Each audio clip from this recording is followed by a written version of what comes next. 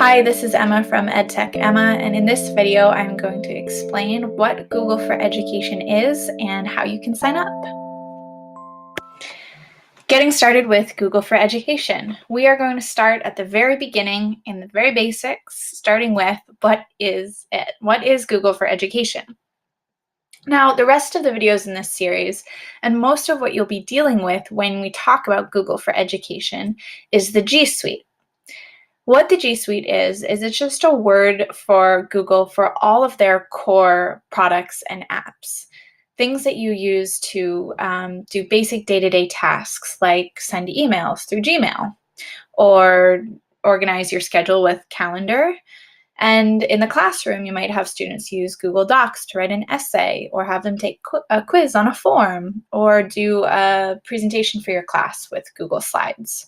So G Suite is just the word we use that encompasses all of Google's apps and products. If you use Google yourself, you might be thinking, any person with a Gmail account can already use all of these products for free. So what does Google for Education specifically get me if I sign up? So that's what I'll be talking about now. The first thing is with a Google for Education account, you and all of your staff and your students and anyone in your organization gets a unique domain login.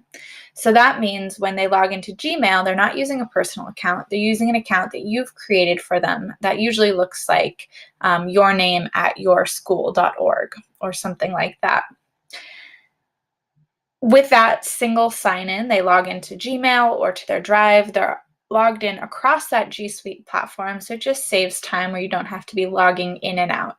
It also saves your customized settings so that any device you log into with that personalized domain, it'll automatically save all of those unique settings to you. Another difference is that with Google for Education account, you get unlimited drive storage. So your entire school's data and all of your documents, videos, anything you can dream of, you can put on your Google Drive completely for free without any upgrading for additional storage space. It's also an ad-free search experience. So you might notice in Google when you do a Google search, a lot of times the first 2 to 3 results that come up will be sponsored. When you're logged in with your Google for Education account, those go away. You can also create settings to make it a safe search for your students so it filters out more adult content. And you can do that through the admin console. So with a Google for Education account, the administrators will have access to this admin console where they can personalize the settings of all the users across their domain. And there's loads that you can do in the admin console. For example, if you're teaching really young students and you don't actually want them to have access to Gmail, they could still have that login that they could use to log into their Drive or somewhere else, but you could turn Gmail off for your students so that they can't actually use it when they're in their Google for Education account. So that's a really powerful part of the Google for Education account as well. All of this is free. So any school who's registered with Google for Education gets all of this for free. But who exactly qualifies for a Google for Education account? Well, according to Google themselves, to qualify, you have to be a K-12 school or higher education. If you have not-for-profit status, and you are government recognized and formally accredited. So if you are not one of those things, you could look at the nonprofit Google accounts, or maybe a business account would suit your needs. However, if this does apply to you and you're interested in signing up for a Google for Education account, it's really simple. I'll show you how to do that. And I'm just going to pop into a new tab and Google for Education sign up. You want to get to the edu.google site. So if you see here, I have edu.google.com. When I click into that, it'll take me to the Google for Education website. Now, the sign up is under Products and G Suite for Education. So Products, G Suite for Education, I click in, and then there's this blue button that says Get Started. Once you click into this, it'll give you two options. On the left, we have G Suite for Education, and on the right, G Suite Enterprise for Education. The Enterprise is a paid version of Google for Education.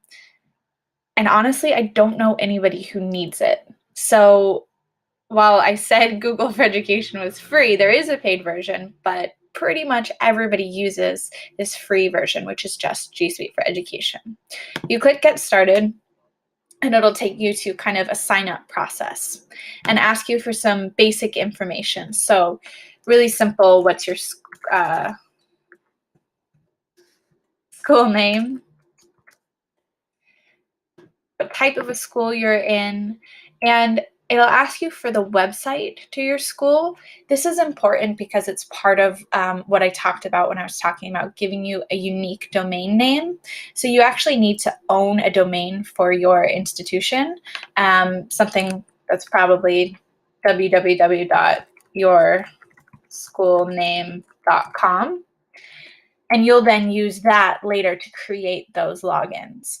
If you don't already have a domain that you own, you can buy one. Google sells them, GoDaddy sells them, and there are several other domain providers where you can shop around and find the best price for you. After this, it'll ask you a series of other really basic questions like how many students at your school, what's the phone number, your address, et cetera, et cetera. It'll send you a message to your domain just to verify that you own it, and then it'll go and be submitted to the team at Google for approval. It's pretty basic. It should take you less than 5 minutes to set up.